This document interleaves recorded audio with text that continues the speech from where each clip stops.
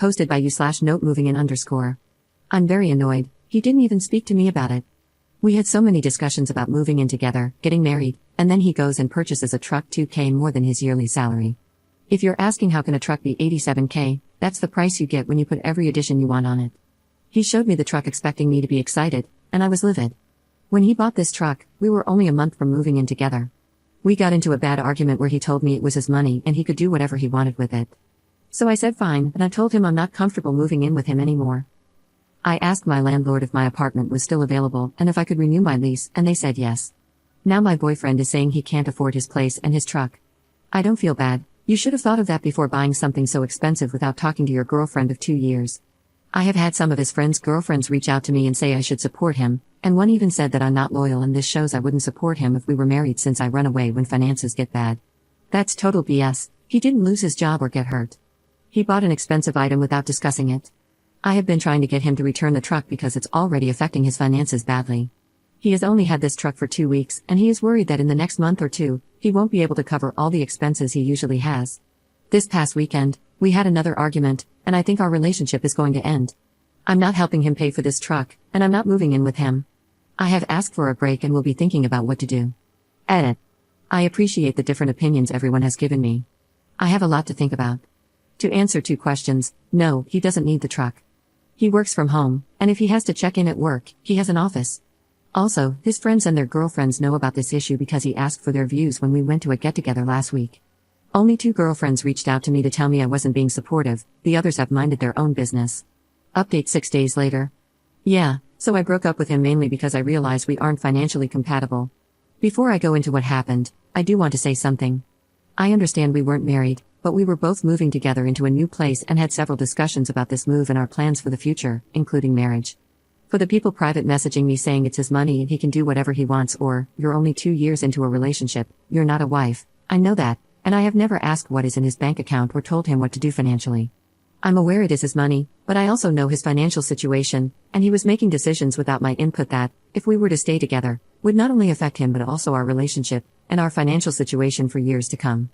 I will stay on this hill. This is not okay, and if it's okay for you, that's fine, but for me, if we make a financial plan and you make a huge decision without me, I won't be okay with it, and that's a big reason why I backed out of moving into a new apartment with him.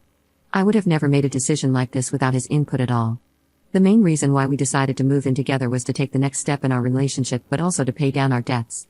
I now have $22,000 in debt from student loans and a car. When I met him, though, it was around $60,000, and I was basically living on credit cards. Within the first couple of months of us dating, I saw how hard he worked, and with a salary of $85,000, he was making huge progress in paying off his loans and credit cards. On my end, at the time, I was only making $50,000. I honestly saw his work ethic and was like, wow, and got serious about my debt. I got a second part-time job where I was making $32,000 a year, bringing my salary to $82,000. I did that so that I could pay off my debts faster but also so that we could be on equal footing when we moved in together and he didn't have to pay significantly more in living expenses than me when he had more debt. We did a complete budget months before we moved in together and realized that we would each have $700 extra a month to put towards our own individual budgets. This is why the purchase of this truck was so surprising to me. We had planned this move for months. We had a budget, and he destroyed that plan with the truck. If he wanted a new car, there are plenty of cars he could have gotten that would have fit into the $700 monthly surplus he had. Anyway, for the past few days before we broke up, he tried to show me that this truck was a good financial purchase and we could still move in together. He told me that he had actually budgeted for this and could show me how he could afford this. I wanted to hear him out, so I went to his place, and he had 2 budgets. He said he had been thinking of getting this truck for some time and he had worked out a budget beforehand. He showed me the first budget, and after his truck, insurance, expenses, and his debts, he was left with $115 for the month. I noticed with the first budget, he didn't include groceries, his hobbies, going out, or even gas for his car. I asked him how $115 was enough to live off for an entire month. I asked him how he could afford all of this and his truck, and if he planned to give up some things. He said no, he didn't plan to give up anything and that he could make everything work in his budget. I asked him what if he had an emergency or needed gas for his truck, and he just kept saying he would work it out without explaining how. After I saw the first budget, I asked to see the documents for the car, and that's how I found out the truck price was $95,000 total after taxes, registration, and fees. He traded in his reliable 2003 Toyota and all his savings to get a loan at 14% for 72 months. His monthly payment is now $1,966 and insurance is $573. He also still has significant student loans. I kept telling him $115 left over monthly wasn't enough. That's when he showed me his second budget, which had a combined higher monthly income. I asked him if he was getting a second job, and he said due to his job relying on him to be on call, he couldn't. I asked where the income was coming from, and this man said, "Well, you're getting a raise soon." I froze because I had mentioned this raise once months ago. My first job is my career job, and I work in a field where when you hit certain milestones, you get a pay bump.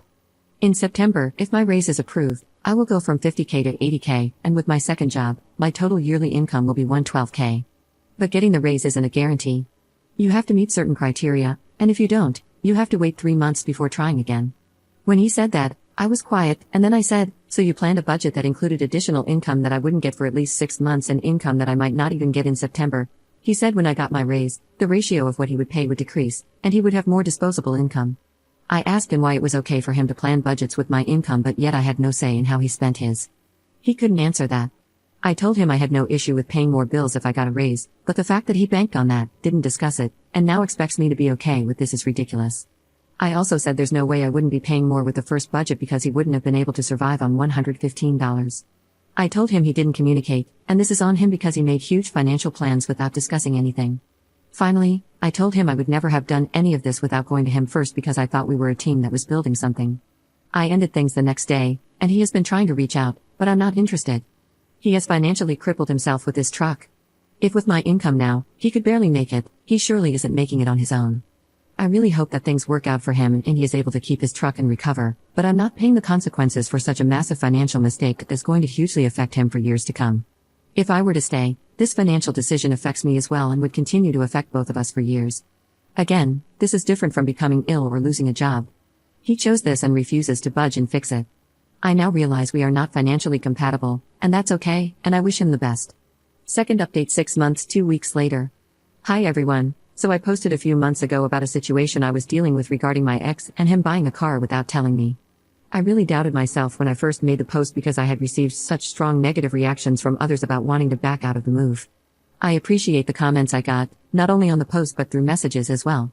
It really helped solidify for me that the feelings I had about the situation shouldn't be ignored. So thank you, everyone, for responding because it saved me financially. Looking back at the situation now, months later, I can see that I was being set up to be financially abused. When I broke up with my ex, I thought we were financially incompatible and that, unfortunately, it took this large purchase for me to realize it. But I can see now that's not the case. My ex made a plan in his head, and what made sense to him was for me to pay most of the expenses, and he thought this was okay and that I should be okay with it too. Even though I can see the reality of what he was trying to do, I can't hate my ex because he helped start me on this path of looking at my finances. I remember when we first started dating, I went to pay for an item I was getting, and my card declined. Without batting an eye, even though it was a little embarrassing, I took out another card and paid. I was used to this happening every once in a while because I was literally living paycheck to paycheck. I'm not putting down anyone in that situation, but at the time, I was living way above my means. I would justify every single want and get it, and I thought that because I was making minimum payments on time, I wasn't as bad off as the next person. When the situation with my card happened, after we got back to my ex's car, he kindly asked if this type of thing happened often. I told him it did sometimes, and he basically gave me advice. He didn't try to force me to stop spending. He asked me to track my purchases and recommended a few apps. During the first 2 months that we were seeing each other, he would encourage me every other day, or every once in a while, to just track what I spent. He suggested that I shop as I usually did but track everything. Being able to see how much I was spending, especially when broken down into categories, was astounding. There was one month I spent $68 on bagels. It wasn't for work, and it wasn't for other people. It was me stopping at a bagel place every morning and getting a bagel. Sometimes I get variations, which is why the bagels cost so much. Once I realized how much I was spending on unnecessary things, my ex helped me create a plan that worked for me, and that plan has continued to work consistently. I've added to it, changed things, or tweaked it as my financial situation has improved, and so far so good. This is why I don't have any bad feelings toward my ex. He never pushed me to pay my bills in front of him. He never saw credit card statements on apps or anything, he only kept encouraging me to look at my finances and fix them. He helped give me the foundation to start managing my finances, and I thought we were on the same page. Because he was so strict about finances and frugal, the truck purchase came as such a surprise to me. It was unplanned, not discussed, involved a large amount of money, and just knowing his general financial situation, I know without a doubt there was no way he could afford that truck. I'm not trying to paint my ex as a saint. I'm simply explaining why he had such a positive impact on me financially. So when the truck purchase happened and he refused to budge, I was honestly shocked. Seeing how bad the situation was, I had to walk away. It's been about 6 months since everything happened, and I'm doing very well. I recently paid off my student loans last month. Now, I only have my car left, with just a few grand to pay off. I also have a small savings. Because of that, I've shifted my focus and am putting the majority of my income toward my car. I'm not rich by any means, but I'm definitely living within my means, and I'm okay with that. The last 2 things I want to update on are my raise and my ex's truck. A few people messaged me about the raise, and unfortunately, I didn't get it due to a big mistake I made on a project. Once I realized the mistake, I knew it would jeopardize my chances because it happened so close to my evaluation, and as expected, I didn't get the raise. But I fixed the mistake, and when I get reevaluated in 3 months, I'm hopeful I'll get it this time. Losing the possibility of the raise made me realize even more that I made the right decision because I would be in such a tough spot right now if I hadn't ended my relationship. With my ex, we've spoken only once, and that was when we broke up. I cut off communication completely because he was still trying to fix things without addressing the truck and the fact that he was keeping it. I know from someone close to him that, 4 months after we broke up, he did a voluntary repossession. I also know the truck is gone because he deleted all the pictures he had of it. I was actually relieved to hear that, for his sake, because hopefully, he can start fixing the situation he got himself into. I genuinely want the best for my ex, and I don't know the thought process that led him to get the truck or what might have influenced him, but I hope he can get back to where he was and make further improvements. The relationship is finished, and there is no hope of rekindling anything. Even though he returned the truck, I could never go back to him because the trust is gone. It wasn't just about the money, it was also about him making such an important decision without me, expecting me to go along with it, and then vilifying me when I had legitimate concerns. I can't move past that. Yes, money isn't everything, but I can't stop thinking about what my life would be like now if I had stayed. My student loans wouldn't be paid off. We would both be broke and in worse financial positions. All of these factors would have negatively affected the relationship, making it unhealthy.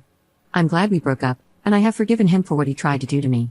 I stand by, and will continue to stand by, the belief that finances are a deal breaker, especially when your partner isn't listening to you and makes decisions that impact both of you. If you don't agree, that's fine, but these last few months have proved that to me. So that's my longish update, and again, I really want to say thank you to everyone who responded to my first post. I was honestly leaning towards staying with him and not moving in, and I think in the long run, I would have been financially devastated and taken advantage of. Reading the different opinions made me realize not only how bad the situation was but also how much worse it could have gotten, so thanks. A very, very, very small humble brag, I posted my paid-in-full student loan email on my profile, so if you want to see it, you can click that post, but no pressure. Sorry, I'm just so proud of that fact, okay, bye.